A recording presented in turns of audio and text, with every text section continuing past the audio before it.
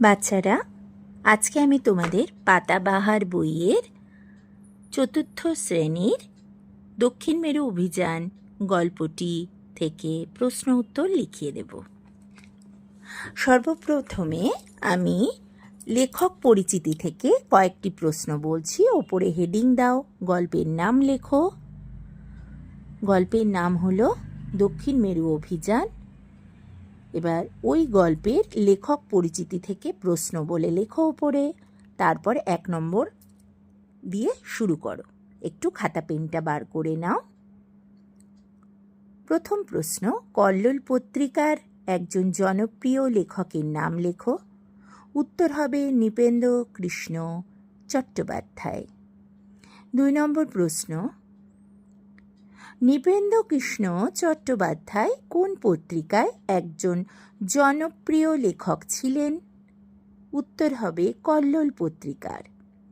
৩ নম্বর, নৃপেন্দ্র কৃষ্ণ চট্টোপাধ্যায় কে ছিলেন? তোমার পাঠ্য বই পাতাবাহারের কোন গল্পটি তাঁর রচনা? উত্তর প্যারা ভাগ করে লিখবে, কারণ এখানে দুটো প্রশ্ন আছে একসাথে।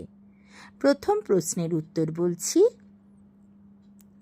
তিনি একাধারে গীতিকার, অভিনেতা, কাহিনীকার, চিত্রনাট্য পরিচালক ছিলেন।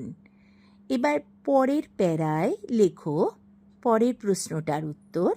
দক্ষিণ মেরু অভিযান গল্পটি তাঁর রচনা। পরের প্রশ্ন বলছি, তার কয়েকটি উল্লেখযোগ্য বইয়ের নাম লেখো। উত্তর দুর্গম পথে, দুঃখজয়ীর দল, বন্ধুর চিঠি, না জানলে চলে না প্রভৃতি তার উল্লেখযোগ্য বই।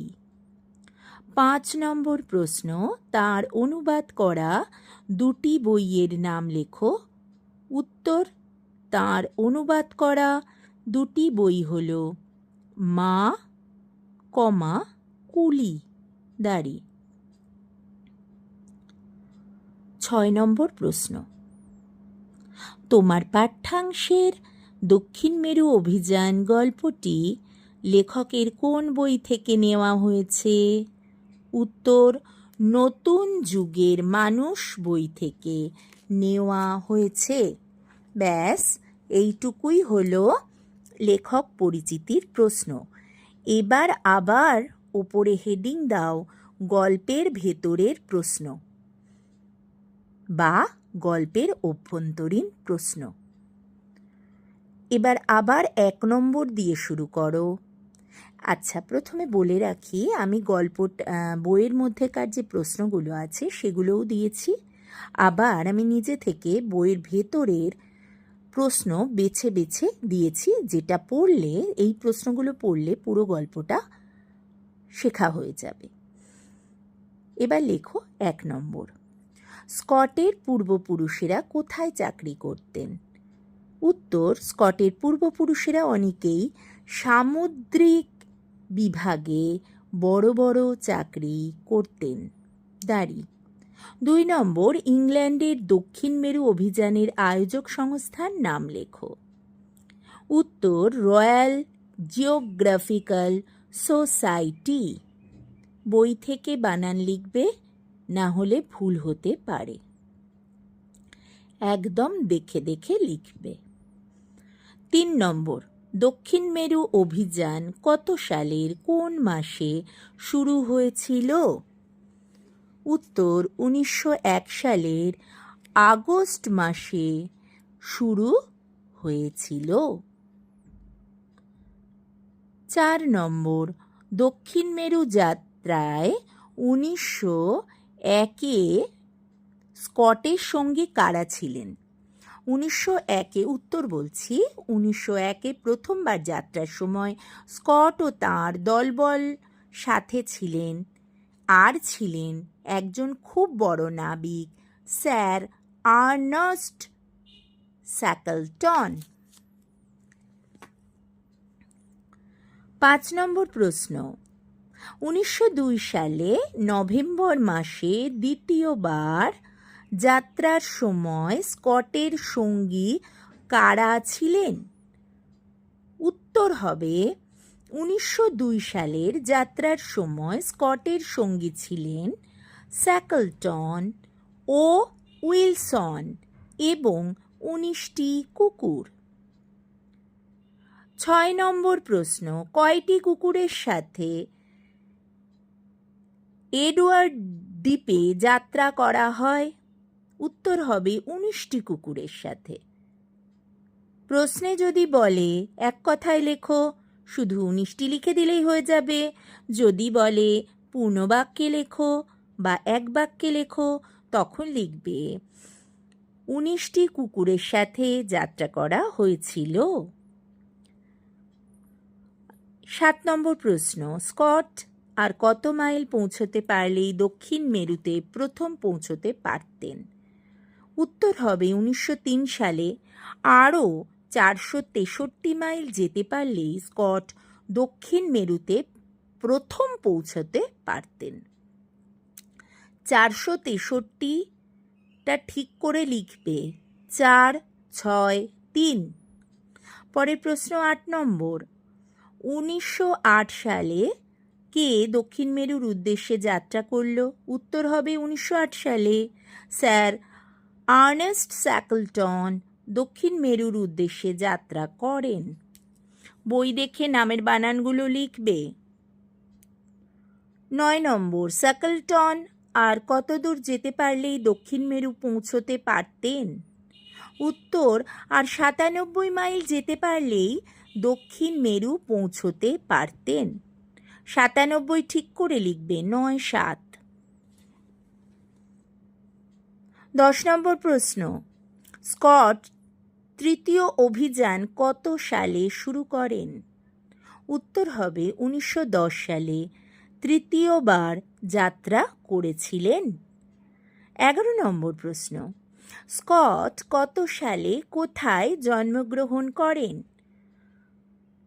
1868 সালের 5ই জুন ইংল্যান্ডের ডিভানশায়ারের এক গ্রামে স্কট জন্মগ্রহণ করেন। দাঁড়ি, বই দেখে বানানটা ঠিক করে জায়গাটার নাম লিখবে। 12 নম্বর প্রশ্ন, ছোটবেলা থেকেই স্কট কি কাজ শিখেছিলেন? উত্তর হচ্ছে ছোটবেলা থেকেই স্কট জাহাজের কাজ শিখেছিলেন। 13 নম্বর প্রশ্ন, রয়্যাল জিওগ্রাফিক্যাল সোসাইটির প্রেসিডেন্ট কে ছিলেন? উত্তর, রয়্যাল জিওগ্রাফিক্যাল সোসাইটির প্রেসিডেন্ট ছিলেন স্যার ক্লেমেন্টস মার্খাম। বই দেখে মিলিয়ে নেবে বানানটা। 14 নম্বর প্রশ্ন, 1901 সালে কোন জাহাজে স্কট দক্ষিণ মেরুর দিকে যাত্রা করেন? উত্তর হবে, জাহাজের নাম ছিল ডিসকভারি। পরের প্রশ্ন 15 নম্বর, স্লেজ কি? উত্তর হবে, বরফের দেশে কুকুর দ্বারা চালিত এক ধরনের গাড়ি হয়, তাকে স্লেজ বলে। দাঁড়ি। 16 নম্বর, খাবারের অভাবে নিরুপায় হয়ে কুকুরগুলোকে কিসের মাংস খাওয়ানো হয়েছিল? উত্তর, একটা কুকুর মেরে তারই মাংস অপর কুকুরদের খাওয়ানো হয়েছিল। দাঁড়ি। 17 নম্বর প্রশ্ন, 1910 সালে স্কট কোন জাহাজে দক্ষিণ মেরুর পথে আবার যাত্রা শুরু করলেন? উত্তর, 1910 সালে স্কট টেরা নোভা জাহাজে আবার যাত্রা শুরু করলেন। 18 নম্বর প্রশ্ন, 1912 সালে নববর্ষের প্রথম দিন কজন সঙ্গী নিয়ে স্কট দক্ষিণ মেরুর উদ্দেশ্যে যাত্রা করেন? 1912 সালে নববর্ষের প্রথম দিন স্কট দক্ষিণ মেরুর উদ্দেশ্যে 8 জন সঙ্গী নিয়ে যাত্রা শুরু করেছিলেন। দাঁড়ি। 19 নম্বর প্রশ্ন, কে সর্বপ্রথম দক্ষিণ মেরু আবিষ্কার করেছিলেন? তিনি কোন দেশের? এটা কিন্তু অনেকেই ভুল করে বসবে, খুব খেয়াল করে আবার বইটা রিডিং পড়বে। উত্তরটা লিখিয়ে দিচ্ছি, লেখো উত্তর বলে। আমুন্ডসেন সর্বপ্রথম দক্ষিণ মেরু আবিষ্কার করেছিলেন। তিনি ছিলেন নরওয়ের আবিষ্কর্তা। কেউ ভুল করে আবার স্কট লিখে দিও না।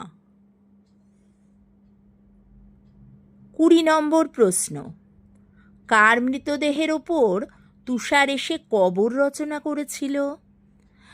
উত্তর হবে ইভান্স নামক অভিযানে অংশগ্রহণকারীর মৃতদেহের উপর তুষার এসে কবর রচনা করেছিল।